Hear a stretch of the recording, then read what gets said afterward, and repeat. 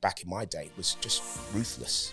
Thank you, no thank you, no thank you, no thank you, and off you go. What I'd felt was I'd mapped out that I wanted to do a few years as a classical dancer to prove that it could be done as for my ethnicity, and obviously that someone that started late as me could do it. You never stop learning. If you say you're at it, then that's when you're on the way down. And I said, I'm really disappointed, and I said, we rely on people like you to guide us. And he said, well, you're not quite up to it, Colin. And I said, well, you know what, I'm going to prove you wrong. Having worked with some of the greats of musical theatre, Colin has had some fantastic anecdotes about his career. Starting his adult life as a tradesman, he was much later to training in the industry than most, after being discovered in a nightclub, and was encouraged to audition for a dance course. Following this unlikely start into the industry, Colin was lucky enough to go on and perform in well-loved West End musicals and work with some of the most renowned theatre makers in the world, from Andrew Lloyd Webber to Cameron Mackintosh. Cats, Miss Saigon, We Will Rock You, and more recently Dirty Dancing have been just some of the hit shows that Colin has starred in. A truly talented man with a heart of gold. No one pulls off a leopard print hat quite like he does. He definitely has a story or two. Please welcome Colin Charles. Sit down. Welcome. How are you? I'm really good. How are you doing? Yeah, good. Thank you. Good. We'll move that been around a while, a little bit, hasn't and it? then It's been a while, so it's it has good to been see a you while. again. Yeah, and always a pleasure. Yeah, absolutely. So, I actually thought to myself, I haven't heard from Chase for a while. Oh, really? He's not giving me any teaching opportunities. Well, here you go. We'll get to work. Somebody, can we get Colin booked? I'm not touting for work, don't worry. How's everything going? Yeah, really well. Really well. Yeah. No, I can't complain. It's a bit of change of career for me, and since I've left Dirty Dancing a couple of years ago now, so it was a total replan. Needed to spend time with my family, with my little boy. Especially because I've been on tour with Dirty Dancing, so it's been a little bit, you can easily miss their growing up years, So he's 5, and it was important that I spend a bit more time at home. But I've been able to readdress my career, which is fantastic, and I'm really excited what's happening next. Yeah, I can't believe your son is 5 years old. Yeah. That's flown by, and you're absolutely right. There's those first moments, do you know what I mean? And that's it. Up until about the age of 10, there's lots of firsts. Do you know what I mean? The first time they do this, first day at school, first time they take their steps, all of those sorts of things. Is he showing any signs of following in Dad's footsteps? Has he got any moves? Oh, he's got tons of moves, and we took him the other day to we go to the gym, and we put him in a little sort of creche area where they and this excited sort of attendant came over to me. She said, he's doing some sort of breakdancing. Did you know he could do this? And I said, yeah, we know he can do it. Like, yeah, I taught him. Well, he's got that. I do think there's that whole thing of genetics. There's so much things you see in your son that you go, oh, right. Begrudgingly sometimes you go, that is a bit of me there. Yeah. And definitely he just, when it comes to music, he can just remember songs like that, which is something I could always do. He's just got a natural rhythm and loves to dance, doesn't care. He goes there straight away. Doesn't matter if we're at a party or whoever we're at school, he'll just start doing his little attempted break dancing and throwing himself around. And that basis of just enjoying dance is exactly what he does. So that's definitely me, I think. I mean, the mother might sort of disagree, but I'd say it definitely comes from me. Having said that, I wouldn't be one of these fathers that's going to try and, sort of push him into it. It's got to be something that he wants to do naturally. Yeah. To be honest with you, I want him to be as grounded as possible. So I tend to be, to the family's, disappointment, I tend to not actually nudge him in that direction. I tend to sort of get him playing football, and he's very, very good at maths already at his age, and his reading is really good. So I just keep him grounded, really. And whatever else comes after that, if he finds that the calling is there in that direction that he wants to do, but I'm keeping him open-minded as much as possible, because the industry is not an easy industry to be in. It's a tough industry, and only a tiny percentage can be able to earn a good living from doing what we do. I've been lucky, but I looked at, and I see the amount of debris that it leaves behind. No, I get that. But I mean, what a career though. I mean, if we sit and look back, and it was only the other day I noticed that you posted something. It was like a bit of a good luck message to the new cast of Dirty Dancing. Yeah. Because that's going back out. That's right. On the road. And it would be, am I right in saying this would be the first cast that you've not joined since you started with the show? Well, they've always called me back whenever they've there was a period of about 2 to 3 years where they went a total recast. But then they've called me back a lot. I mean, probably I'm the person that's been there the longest, because they just have always kept calling me back to play the role that I play, really. So, but this time I've kind of thought, no, I want to move ahead to something else. And I actually said, I mean, you know, the money's good, and obviously when you stay in the show for longer, you get paid more, and you know so financially it's great, but the reality is sometimes you've got to go, you know what, I need a change here. So at the moment, touch wood, they haven't asked me back. I think they're doing a total. I mean, I wouldn't want to go, but my partner would probably go, oh, we need the money, go. You know? But no, we're doing all right, and it's not a necessity. So I think that you know, I'm now happy to be moving into a different direction and not get the calling, because to be honest, I would always give it 100% and love what I was doing if I ended up going back, but I wouldn't feel as if I progressed moving forward because I've played the part. I think it's probably on and off for like 12 years now. Since it's literally came out of the West End. So one thing that always really surprises me, I've known you for long enough, but I still can't get my head around how old you are, because you look so young for your age. And I think it is pretty impressive. With that, do you notice, like, say you just finished Dirty Dancing a couple of years ago, what are the big changes that you've noticed since you started in the industry up until now? Is there anything in particular that you're like, it's a completely different beast to what it was? Oh gosh, what have I noticed? I think there's more talent around, so I think that potentially it's harder. I think that there's a lot more. I think that I mean, this is just things that randomly come to mind now that you've thrown it at me. I think also that the diversity is better in the industry. I think that you know, when I was in Dirty Dancing, the mother and father part was traditionally always, obviously it's a white part because obviously people have played it, you know, in the film and it's associated. But one of the girls was a black girl that understudied one of the roles. So suddenly you got the family and you got a black girl there, you know, that's playing one of the daughters, you know, playing baby's sister, you know, and we just got on with it, you know, because she was the understudy, and that wouldn't have happened years ago. So I think I think also what I will say is that they're doing now is I think that they're treating people better. I think the whole setup of how auditions and, you know, because there was, I think back in my day, it was just ruthless. Thank you, no thank you, no thank you, no thank you, and off you go, and that's it. There was no comeback. There was normally a cold room, uninviting. You go in, you do your audition. What I've noticed is a real change in that. It's like the industry seems to have got their head together and gone, you know, we need to treat people better. We need to make sure that, okay, they may not get the job, but it's been a good experience for them. And I think that we've really got our act together. And I think that's one of the things with the industry. It can lead where other industries just haven't followed or gone anywhere near. And I think that is a really good area that it has.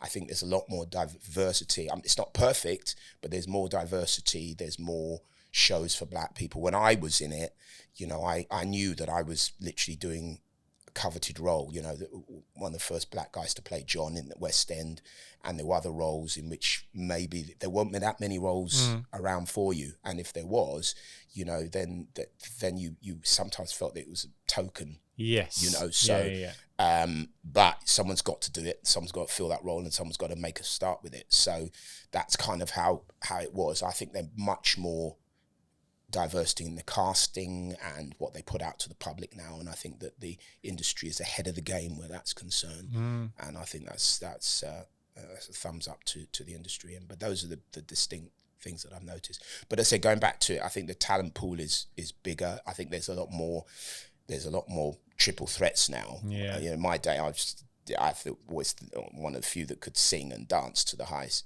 degree, in a sense of being able to play principal roles. But now there are quite a few youngsters. I think they realise how tough it is because there's more. So they're adding strings to their bow, and you find triple threats everywhere. But I think there's a lot more people in the industry now than back in my day, I think. Yeah. It's much harder work, isn't it? And it's almost like triple threat isn't good enough anymore. Yes. Do you know what I mean? You have to be able to do something else, or you have to be able to do those things on stage, but you've got to be very commercial. Yes. And you've got to be able to sell yourself. Yes. And in the way that years ago it would be like, you'd always get told when you walk into an audition room, you're selling your own product. You've got to be on your A game at all times. It's now not just that, it's being on your A game on social media, or, constantly under scrutiny, and be ready to sort of like stand out from everybody else. It's a challenge. And actually what you've just said, the social media obviously has changed the industry massively as well. That's a big difference. Yeah. Even the way that communication's gone now, all the top companies reach out through social media now. I mean, the cruise industries, it's a real battle to get the talent in. I think that's a massive area now where a lot of performers are now going in the cruise industry because they're realising, especially those coming out of college, they're realising that it's a good life and you can save your money, and it's a really, really good start, and the production's really professional and now at a very high level. But they're reaching out to people, I've noticed, on Instagram, on Facebook, so that, again, that's really, really different. Yeah, very different to Thursdays going and getting the stage from WH Smith. Exactly. Sitting there circling the ones that you want to go for. All right, okay, I'll go for that one, absolutely. Yeah. Going to a payphone, going to give him a call. Exactly, big difference. So let's go back to the beginning. It's quite an untraditional start for you into the industry, wasn't it? Most young people would say, I was 12 when I started dancing and stuff like that. And most people say that's really late. Most people start when they're 4 or 5. But for you, it was like much later than that. You were 18. You were already doing you had another career. You were already working as a tradesman, and doing other stuff. It's a fascinating story. Take us through that journey. Well, I mean, I didn't know, when I teach now at Stagecoach and I look at all the young kids and mothers and taking their young children to dance school and to the lessons and everything, we didn't have that. I didn't have that in a Caribbean household. We didn't know about the potentials of that area, and even then it was considered maybe not manly enough, maybe not sort of, so that it wasn't even a consideration. So I just, I did what a normal working class suburban child did, which was played football, and I liked graphic designing, so I was really keen on that area of things. I'm coming out of school. I wasn't sure what my prospects were, to be honest with you. And my mother happened to have some people that were heating engineer people that were doing some work in our house, and they were looking for apprentices. And she sort of said, "Well, why don't you just take my son?" And so the next thing I knew, I came out of school and I went straight into working on a building site as an apprentice heating engineer. Yeah. So that was my sort of, so that's what I did when I came out of school. Worked, did 4 years of that from 16 to 20. I did my City and Guilds and Arc and gas welding, and I would get up in the mornings, go onto a building site and dig the pipes and on a donkey jacket, and the wind would be howling and the skeleton of the building, so there was no, what you call it, no doors or sometimes there weren't even no walls. Just so a frame. Just a framework, and you went onto that and you dug the trenches and you put the pipes in, because that's what you did as an apprentice. They sat back and then we put the pipes in, and that was it. And then I went to college at Paddington College to get my City and Guilds in that and in heating and ventilating, which is what it was, and also arc and gas welding. So that's what I did. The only aspect of it was that on a weekends I would go to clubs, nightclubs, and dance, and that was my way of sort of expressing myself. Yeah. It was a love from the minute I started going to nightclubs. It was, that was it. It was a whole different world, fashion styles, everything. And you went there, and there was, and you danced, and there was a few of us that were really good at it. In which, if we walked into a club or that we were known around London or whatever, and if you were that good, people would move back and watch you do your stuff. Yeah. And I got good at that. and I was competitive because I came from a sporting background. I played a lot of sport I played football for my Croydon schoolboys, Surrey schoolboys. I had a few scouts watching me. And so I always had that competitive edge to do. So I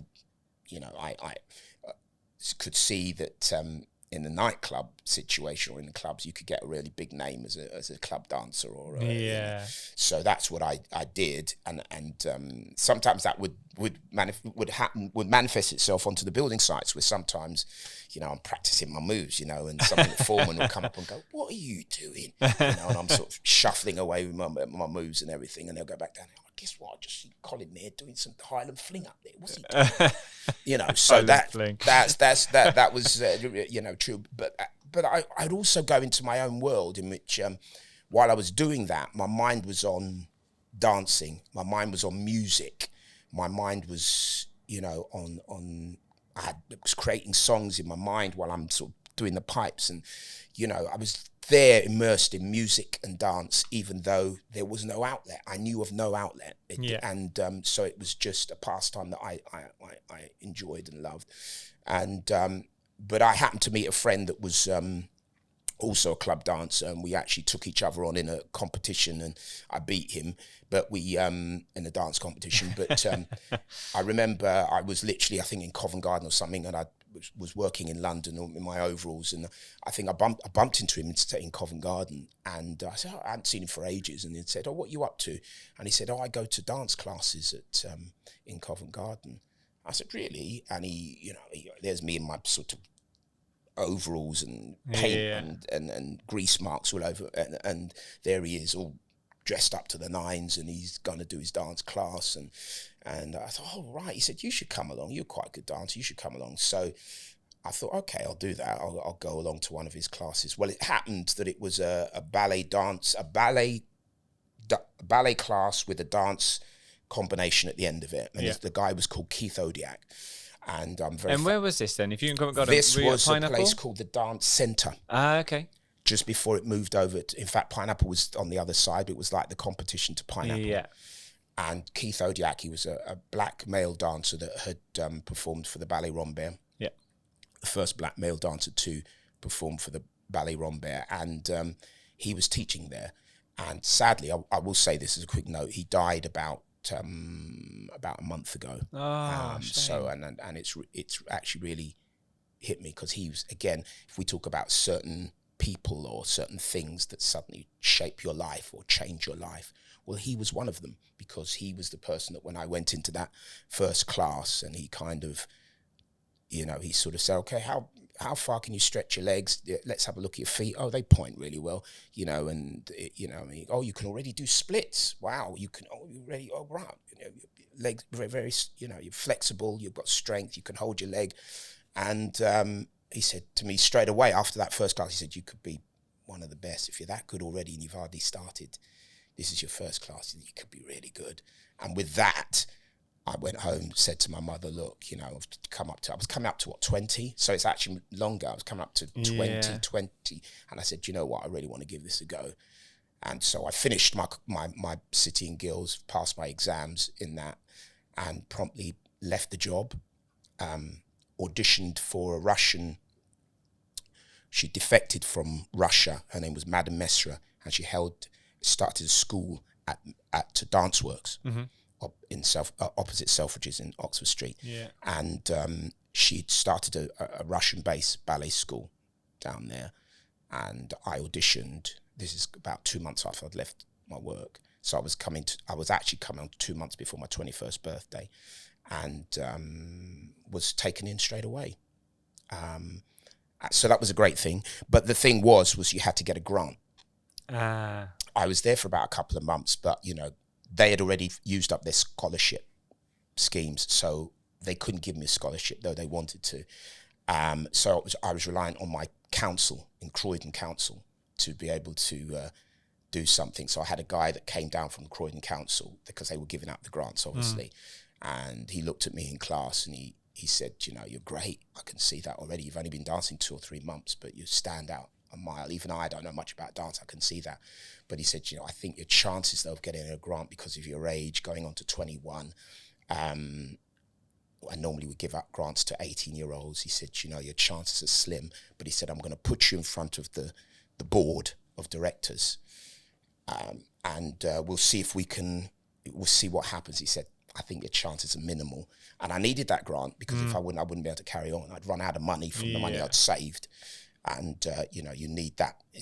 That's another topic is that how middle class the system is, because, you know, if you're from a poor working class background, there's not much opportunity. So that's why the whole thing of where the talent is coming out of, again, is which is another subject matter, because again, you know, if you haven't got the money, you can't go to the schools. So it's only those people that got the parents that can pay for that get into the schools.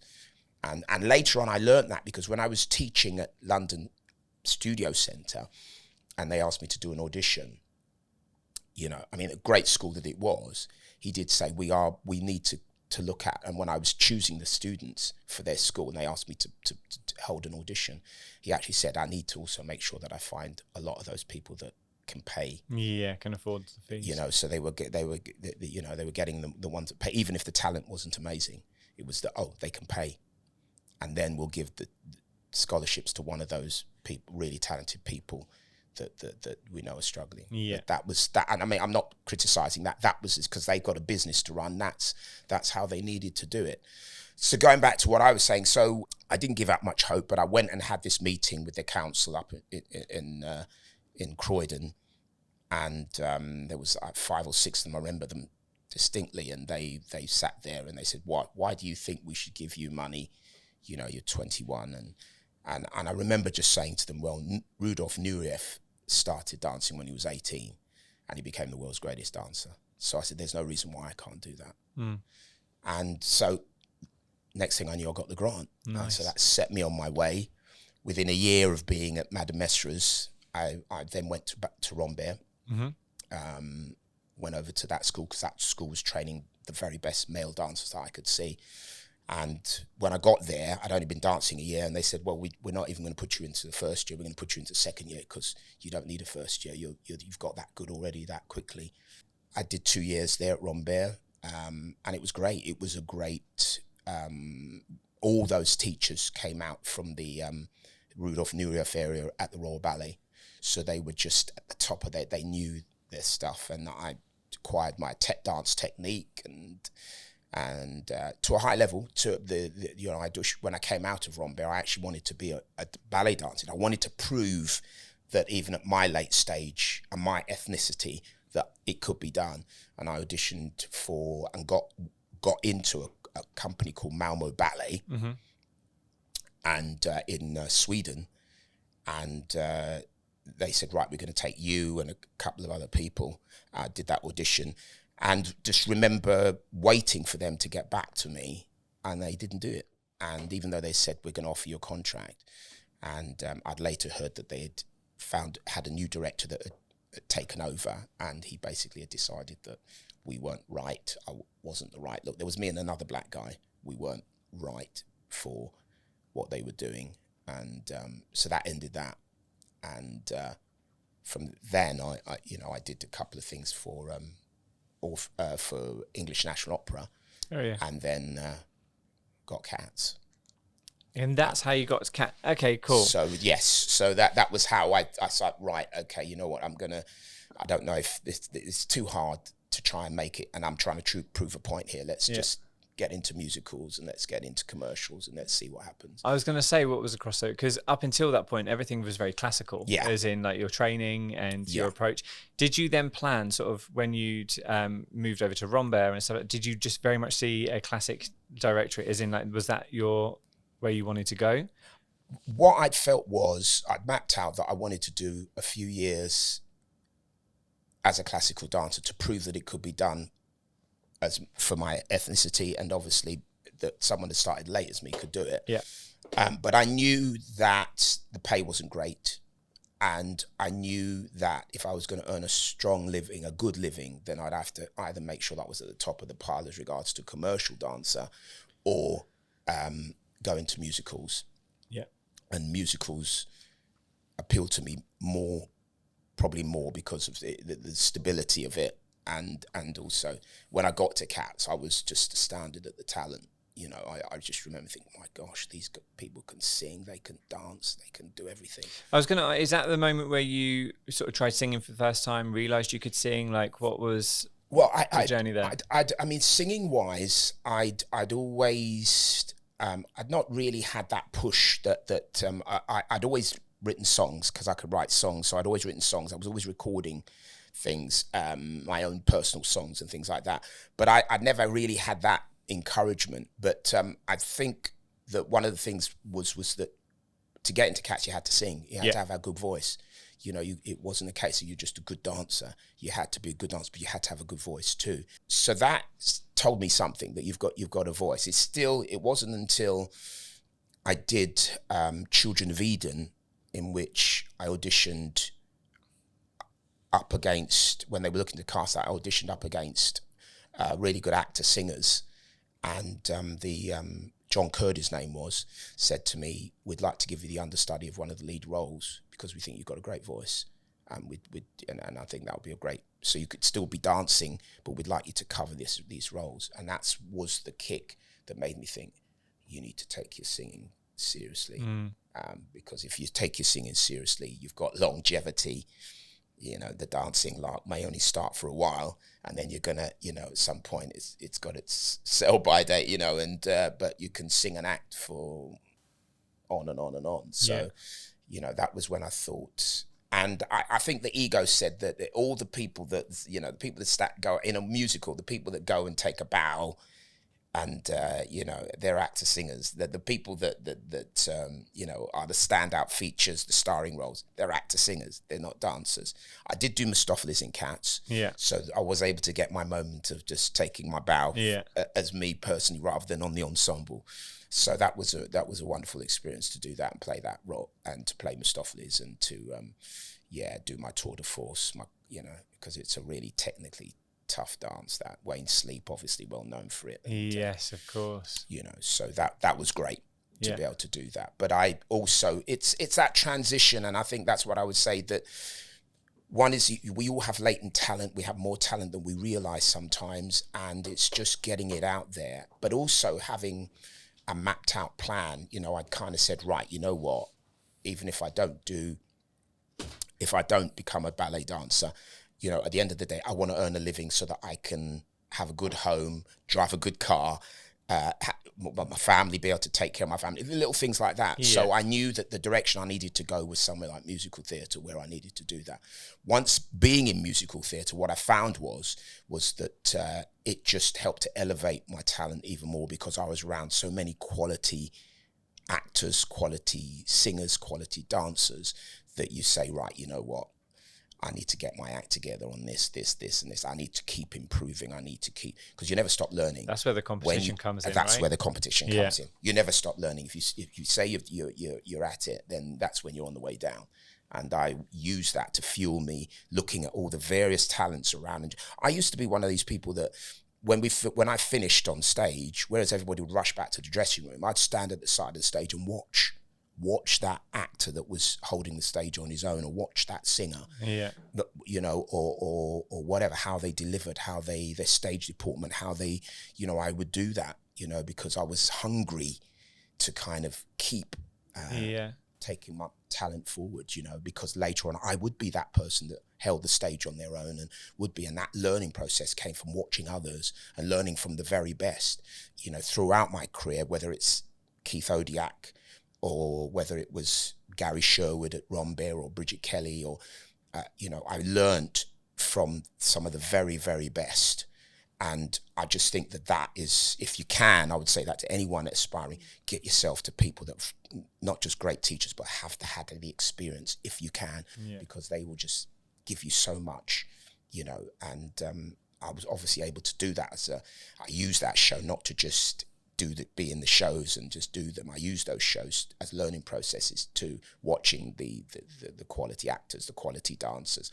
You know, I'd watch you know, what's his name, Graham Fletcher doing Mephistopheles every night, and I'd be like, wow, God, how do you do that? Then I go and practice it, do it. Oh, I can do it as well. All right, okay, and the same for watching a quality actor or a quality singer.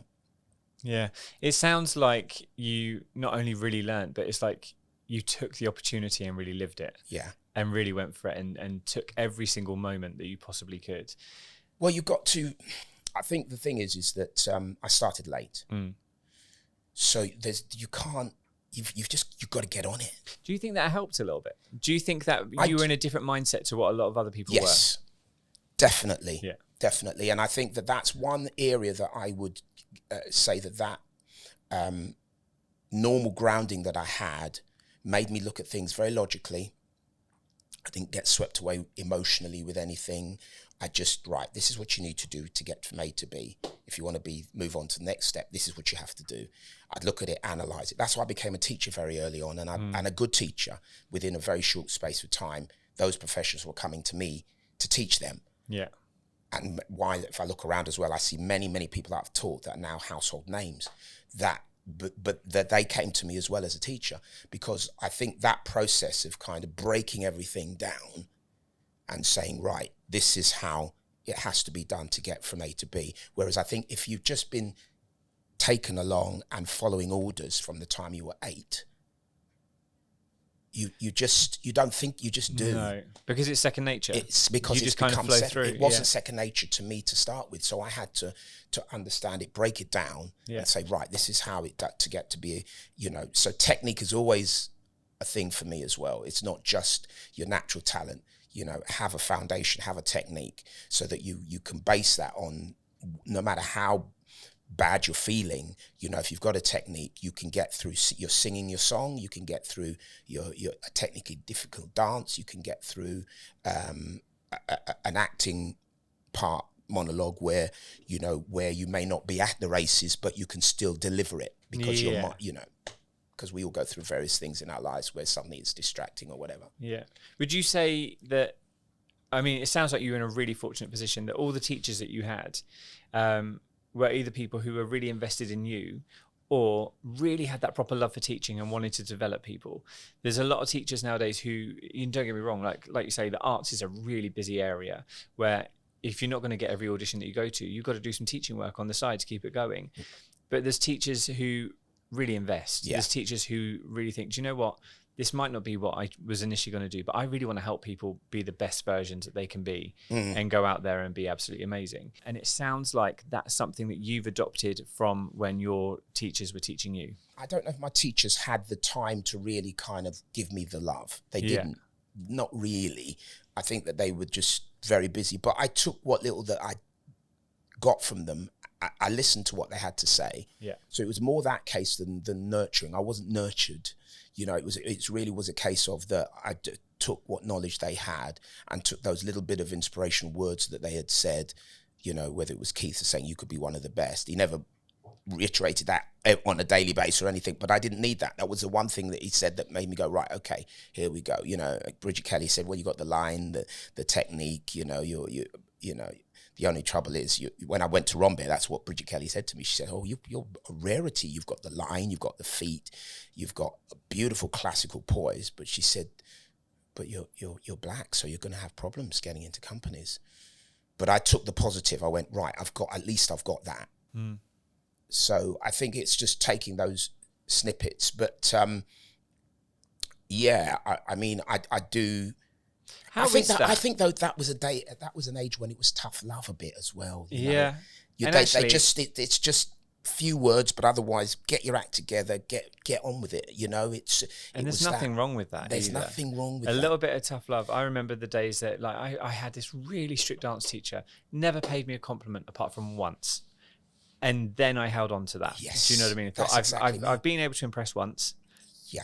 I can do it again. That's right. So that's exactly how I took it, rather than sort of, they're not giving me attention or whatever.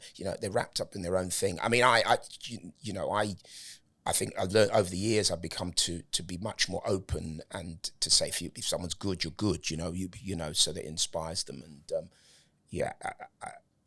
I love teaching. Yeah, I love teaching. Yeah, I've been doing it while I was in Cats. I was teaching at Pineapple when I was in Cats. I had a top class at Pineapple when I was in Cats. I'd only been dancing, 6 years? Yeah. But professionals were coming to me going, how does he get so good so quick? I need to come into his class and understand what he's doing. Let's say, for example, if you had a prop that was with you throughout all of this, what is one thing that kind of, it doesn't have to just necessarily be in performing, but just generally in life, is there one thing that you have that kind of is your rock, if you know what I mean? Like you're solid, something that you always like to have with you because it gives you good luck? Or is there a certain sort of attitude that you take, or a certain thought that you have?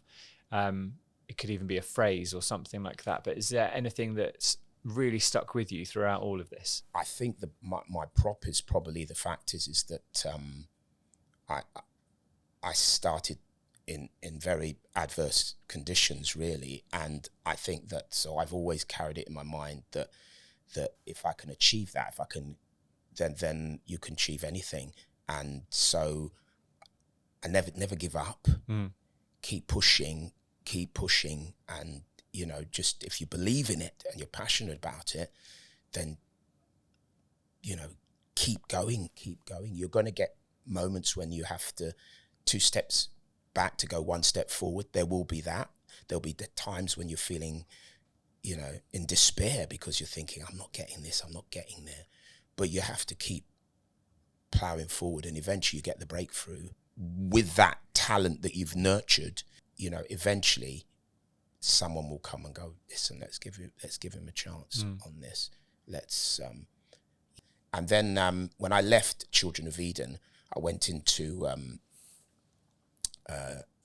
Miss Saigon, and I was understudy to the role of John, and I'd been learning that role, and but I was struggling on a couple of the notes, because bouidoy is that is it's no lullaby, sing. That one, is it? There's no lullaby on that. That is a sing. That goes up to B flat. It goes from a very baritone start to B flat. Yeah. And I was struggling with that. And I think how it happened, it transpired that a girlfriend that I was with at the time knew the musical director's girlfriend or something like that. And she'd confided in her that the musical director had said that, we don't think he's going to be good. He's good enough. And we shudder if he has to go on stage because we think, we're not really. Yeah. Wow. And how does that make you feel in that moment? So I was really upset, and I went to that person at the time and the musical director, and because I was the type of person who would say my piece. Yeah. And I went and I said to him, I've just heard it's got back to me, and I said, I'm really disappointed, and I said we rely on people like you to guide us and to help us, not to pour scorn at us or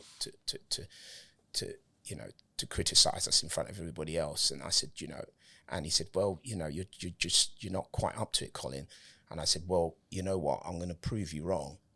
And so I did do that. I went on and sung as an understudy. I left the show, and but I'd worked on my stuff, and I'd gone into another show and everything, and they were holding auditions for the role of John. It was an understudy, which I'd been doing before, the role of John in Miss Saigon.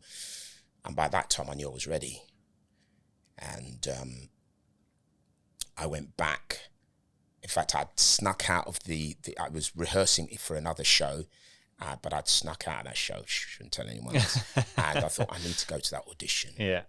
And I went to that audition, and he was there, the musical director, plus I think Cameron was there, and there was a couple of other people.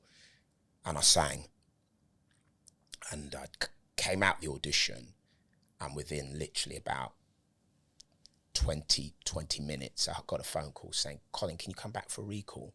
I said, well, I'm with another show, and really, I don't know if they'd let me out for a second one. And they said, but Colin, they're really keen on you. Yeah. I stayed with that show, carried on with that show, went on tour with that show. I'd heard that they had got an American guy in, they'd got another guy to play the role of John. And but I'd kept in touch with the Cameron office. And then I came off tour, I think it was 9 months later, and I said, oh, I'm just wondering what you're up to. And it was, I forget his name, Trevor Jackson. Was it Trevor Jackson? Anyway, he said, will you come in? We really want to see you again. So I went back and auditioned on the Drury Lane stage. And it was Cameron and the whole lot there. And the next thing I knew, I got the part. Wow. The role of John. And but the big problem was that I was still in the other show. Yeah. And they couldn't get me out. The other show refused to let me go, even though I was in the ensemble in that other show. And it was really touch and go whether I would be able to go into Miss Saigon. And they said to me, the show that I was in, they said, we can't let you go because it's going to be too difficult to find someone else to train them up to play your part in this show. It was a minor role, it was an ensemble role, but they were refusing. And I thought that was it. And then all of a sudden I heard, we're letting you go. And I was in the show. And I found out about a year later that Cameron had paid them a substantial amount of money Really? to get me out of that show, to get me into to play the role of John in Miss Saigon. Wow. And so then how did they break the news to you when they said that they were going to let you go? I can't remember now, it's because it's such a long time ago. But I mean, they just said, I think it was either my agent or something, but I just heard that they're going to let you go. And then I remember when I got into Miss Saigon, it always holds a major place in my heart. It's still the best show that I've ever done. Yeah. Just the most amazing show, Miss Saigon. When I got into Miss Saigon, I was in rehearsals. So it never stops, you see. So this is what I'm saying about you have to continually keep pushing forward and checking everything and getting better and better and better. But I could hear during rehearsals, we'd have all these sort of workshops and everything else with the directors and everything else. And I could hear a little whisper that, he sings it really well, but his acting's not too good. And I thought, okay. And I was getting more time with the director and saying, Colin, we're not, especially the song with Bui Doi, we're not believing you. You're not, you're singing it like a singer. You're not delivering it in a way in which you're telling us the story. That musical theatre style, yeah. Yeah. And so again, I went away because, I went away and worked on it. And then I remember when I think I must have been about 2 months into the show playing that role. And I think Cameron was coming in and my voice was really, it was on its last legs. And they said, I said, I'm going to have to go off. And they said, but Cameron's coming in to watch the show. Cameron McIntosh, we need, and I said, I think you're going to have to put the understudy on. I really can't. And he said, Colin, you don't realise we need you now. You've become the rock of the show. We need you on that stage for this. And that's when I realised I cracked it. What incredible feedback to get. Yeah. How did that feel? Oh, it felt amazing because they were like, no, we need, you don't understand. We need you on that stage for this. And so that is what I'm saying about just, you have to just keep working at your craft. Yeah. Never take it for granted. Yeah. Well, I mean, that's really apparent. I think throughout all of this, your work ethic has probably really put you in the place that you are now, on top of your natural talent. And a lot of people have one or the other. Yeah. And so it's about, it's having that superpower, isn't it? And basically saying, look, let me be clever about this. And there's so many times when, if you look at some of the comments that were made to you in terms of where you were deemed to not be good enough for certain things, you've taken that as fuel. Yes. And gone, do you know what? Let's remove the emotion from it and let me just focus on what I need to get out of this. Yeah. Yeah. And that is what I take with me all the time. Yeah. Because I've always felt that I was the underdog to a certain degree because I've come to the party late. Yeah. But that's fine. I'm happy to do that. I'm happy to climb up the ladder, keep climbing. I'm happy to do that. And I watched myself go past these other people that I thought, wow, you're amazing. But that hasn't stopped me. You've inspired me to be where you are and go past you. Yeah. Or to be as good as you. And that's a really good way to look at it. Whether it's dancing, whether it's singing, whether it's... Yeah, absolutely. Yeah. Whatever it is. I think it's, taking from people what you can. Not necessarily in a way that's sort of, using somebody, so to speak, but it is about adding more skills into your own pocket, isn't it? It's like, they do that. They do it really well. It's really well received. I need to start doing that. Yeah. So it's about being clever about your own goals and your own pathway. Over all of those years, is there anything like, did you ever have any sort of backstage rituals, superstitions, stuff that you still do now, or stuff that you did then, that before you went on stage was always like your thing, like a routine or a habit? I just have never really got that nervous, or I'm pretty chilled. Yeah. You get people backstage there, you know, especially if it's a new first show or whatever. I've always been on a level, whether it's the beginning of a show, whether it's the ending, and that's it, the final day of the show, and then that's it, no more, or whether it's the beginning of a show. I've always been very, very, I don't get nervous. I probably get a little bit more nervous now than in my older years than I was when I was younger, but I generally have always been one level in which, yeah, the ritual is that I just calm. Let's do this now. What is that? Let's get on that. Where does that come from? Because there must be a little voice inside your head that is quite a realist, and saying, well, you're going out here because you're talented, because you can do it, and people have come to watch you. And, you know, there's so many people who try telling themselves that at the same time will still be tying themselves up in knots with nerves. I think it's the comfort zone that I know that I can do this. And I know I've done the preparatory work beforehand. Yes. Yeah. And so let's do it now. Being prepared. Yeah. And so what we're going to do now is we're going to take some questions we've got some student questions for you. Oh, wow. Okay. So we've got some videos, which you'll be able to have. We've got a drama kids student and we've got a stagecoach student who've got questions for you. If you just play the pause button and then when it stops, press it again. Hello, my name is Paris. I am 10 years old, and my question is, what are your audition tips? Prepare beforehand. Know your material. If you need to take extra lessons or you need to seek advice, you know, especially if you're given stuff beforehand to do, make sure that you're really on your game with that. Practice makes perfect. I keep saying that, but also get some guidance with some people that will know how to guide you on the material.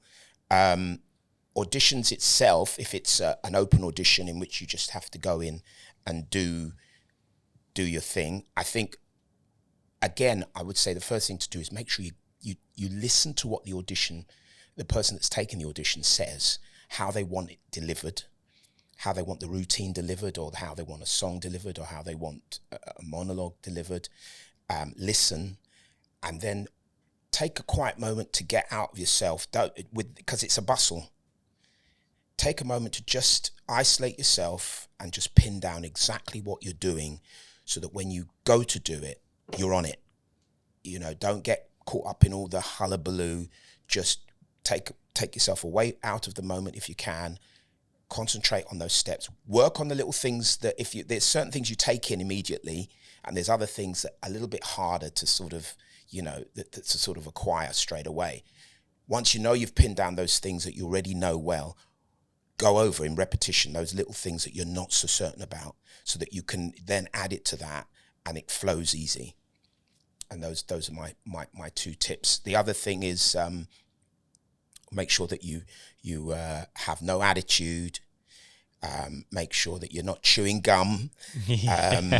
Make sure that you know you're not showing smile. Be open. Be receptive to what's being said to you, because people that give auditions, and I've done that myself. I've held auditions and saw hundreds of people. And sometimes they can make a decision on just the type of character that they can see that you are. If they perceive you to be tricky, not a very nice person, or tricky, you may be really talented.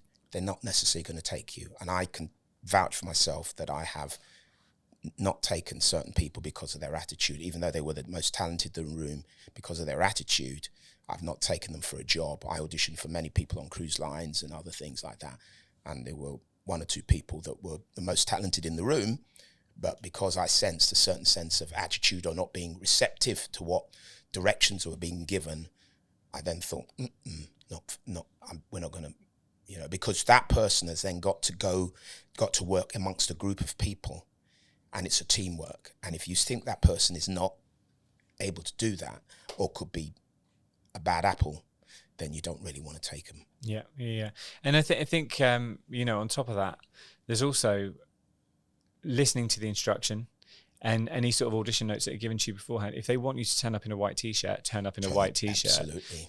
If you've got long hair, always make sure you've got hair bubbles in your pocket, because you need to also feel you're most comfortable in that room. Do you know what I mean? To be able to perform. Absolutely. But yeah, great. Fantastic. Let's have the second question.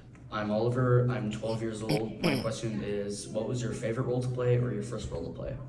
Okay, so the two that stick to mind are Mephistopheles in Cats. That night when I first went on, and I was an understudy at the time, but I walked into the building and they suddenly said, "You're on," and I was literally thrown, but then got onto it. And if you watched the tour de force that they do and that the technical demands of that, you'll know that it's not easy, as well as he's got to come down off of a rope from the top of the height, from the ceiling down, before he says presto. And then, he's doing coupe jetés around the room. He's doing turns à la seconde, double tours, and many other things. And but that first night, I did it many times after that, but that first night was actually the best I'd ever danced. It was just fantastic. And and I know that she's well-known assistant director in the show itself, and she's been there for years. She actually turned around and said that his barrel turns were just phenomenal as I went around the room. So that was, I'll never forget that, because it was just amazing. The best role for me will always be John in Miss Saigon. I think that the song itself, Bouidoy, is a gift of a song to sing. You've got the choir at the back, and it opens the second half of the show. And I don't think that it's just a gift of a song. I don't think there are many songs that you can just start off the beginning of an act with such power and such emotion. And the great thing about it is I had a big choir behind me, and then I'm just delivering this song. And so for me, but it wasn't just that, it was the role itself. It's a wonderful role to play, the role of John. And the show itself, for me, is still my favourite show. It's such a powerful show that relates to a certain extent to history itself, a lot of history in there, but also just the power of the emotion of it all. And I just feel that audience members, people in the audience that came to see that show, I always thought, God, you're in for a treat. You are in for an absolute treat with this show. You're going to come out of here and you're going to be emotionally drained, because it will have absolutely touched your heart. And so for me, that show was always, for me, the number one show. And to play the part of John in that show, for me, is still my for me, the best role that I played. Yeah, nice. Very nice. So, coming up to the end, I'm also going to tell you off for putting your glasses down like that. Right. You've got to think about your lenses. I worked in an optician's once. I wasn't very good at it, though. I used to give people all the wrong glasses. I'm terrible. I've got all scuff marks on my glasses, and I've got all sorts of there. I put them everywhere, and then put them on, and it's misted up. Yeah. It's got. Yeah, I'm not great with it. Yeah. The glasses aren't cheap nowadays. No, they're not. Crikey. It's expensive Hundreds. every time, I know. Hundreds of pounds. So coming up towards the end, then what we are going to do is, first of all, your curtain call. So if there was something that you would want to really be applauded for throughout your life, what would that be? I think for me, it's being able to adapt, assimilate, to be able to, my tenacity, being my willpower to sort of overcome, adversity, and to get where I need to get. And I think that drive and that self-determination has stood me in good stead, because, as I said, I've generally arrived to the party much later than everybody else. I started singing later, I started dancing later, I started acting later than anybody else, than most of the people around me. And yet I was able to sort of rise right up to the top. So for me, that's what I would, the determination, the dogged determination. Yeah. And if you were to have an encore, so a part of your life or career that you could relive again, whether it be to just enjoy that moment one more time or to do it differently, what would it be? Wow. I mean, there's loads of things I would do differently, but Yeah. I think I think what stands out for me is I was an agent for 10 years, and I was really working with putting other people into work. I gave up my career to a certain degree for 10 years, putting people in work, and I put someone up for the role of Brittany in We Will Rock You. Yeah. And Pippa Alien, and as other agents were doing as well. And Pippa Alien said, we're still struggling to find someone to play the role of Brittany. And she said, why don't you come in and audition? And I said, I've got the office now, I work in the office, and it's I've got all these clients that rely on me. She said, well, you can, if you get the job, you can do it during the day, and then you can do the show during the evenings. She said, think about it, because we'd like to see you. So I decided to audition, and I walked into the audition room, and there was Arlene Phillips, there was Ben Elton, Roger Taylor, Arlene Phillips, Ben Elton, Roger Taylor, and Brian May, all in the same room, sat there. So if you've got a nervous disposition, you're in trouble. And so I did the audition. They asked me to come back, and so I did come back, and then I remember actually going onto the Dominion stage for my last audition, and it was like a huge stage, and I don't often feel like this, but I felt like just tiny on this stage, and they said, right, perform now for us. And I thought, wow, this is, so I had to really hold it together, because I just remember thinking, wow, because it's just huge, that stage is. And anyway, I did that, and they offered me the role, and I got the role. And the first time that I went and took my bow, I remember thinking, I've missed this. I've been 10 years away, and I've really missed this. This is what it's all about, as I was drinking in the applause for my role. And I thought, yeah, this is a part of you can never, ever give up. Wow.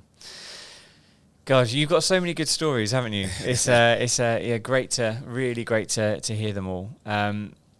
But thank you so much for taking the time to come along. Before you go, though, well, you're absolutely welcome. And before you go, we have got a gift for you, as we do for all of our Performing in Life guests. Oh, wow. So your very own cover shot. Look at that. I'm gonna need that picture. You send me that one, won't you, please? Yeah. Fantastic. Love it. So that's on my Instagram. There you go. On your Instagram. Yeah. Shall I just mention my Instagram? Go for it. Yes. We can put that in your episode notes as well. Absolutely. Colin Charles 18. That's my Instagram. Check it out. Yeah. And is he 18 because that's when you started? Yeah. Could be. We'll say that's what it is. It's because it started in 2018. I think that's probably what it was. Got you. Okay. Well, thank you very much, and a round of applause, please, for Colin. Thank you. Thank you. It's been a pleasure. Awesome.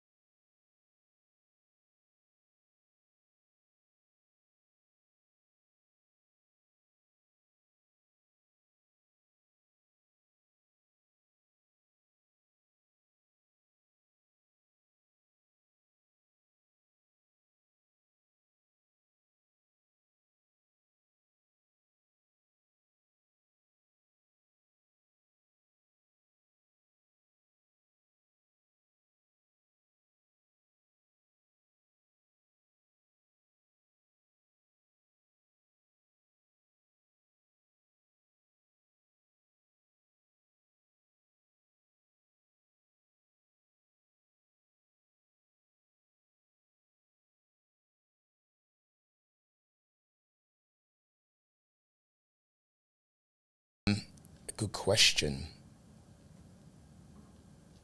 I think for me, it's being able to adapt, assimilate, to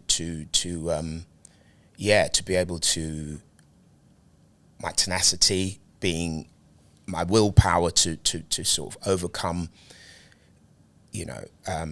adversity and to get where I need to get. And I think that drive and that self-determination has stood me in good stead because, as I said, I've generally arrived to the party much later than everybody else. I started singing later, I started dancing later, I started acting later than anybody else, than most of the people around me.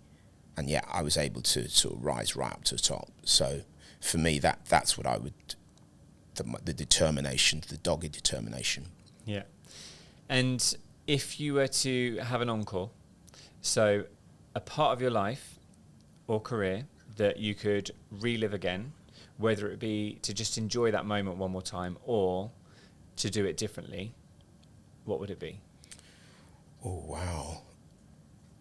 Wow. I mean, there's loads of things I would do differently, but I think I think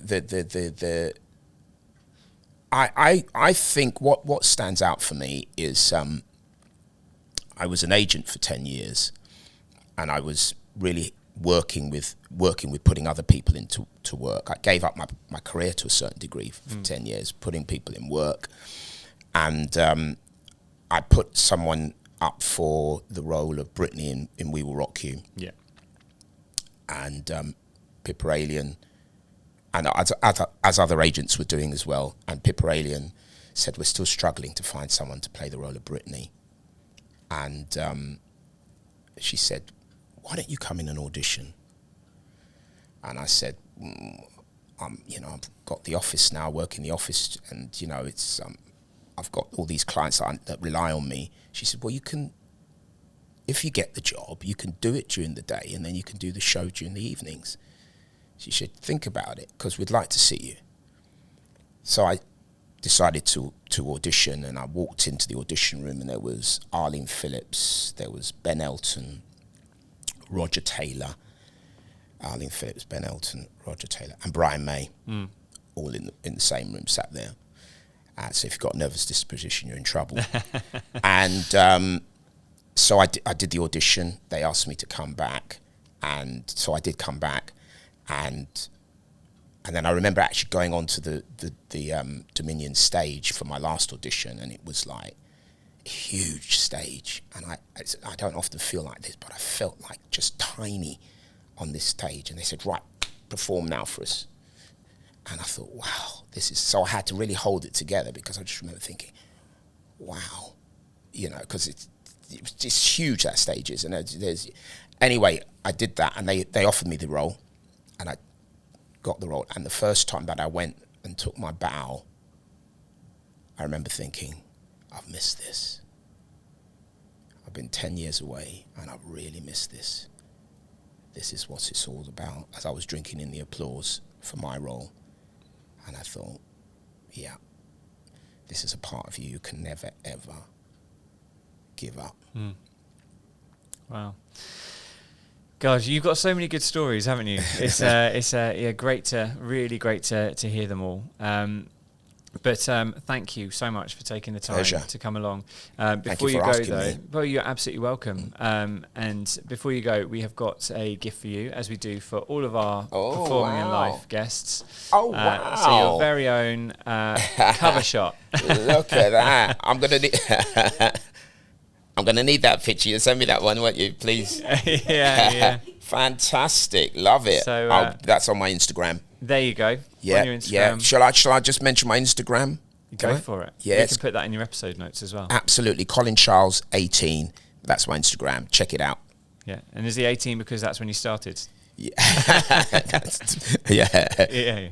Could be. We'll say that's what it is. It's because it started in 2018. I think that's probably what it was. Actually, yeah. Got you.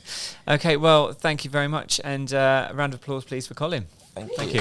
Thank you. It's been a pleasure. Awesome. Thanks very much. I hope that went well. Yeah, it did.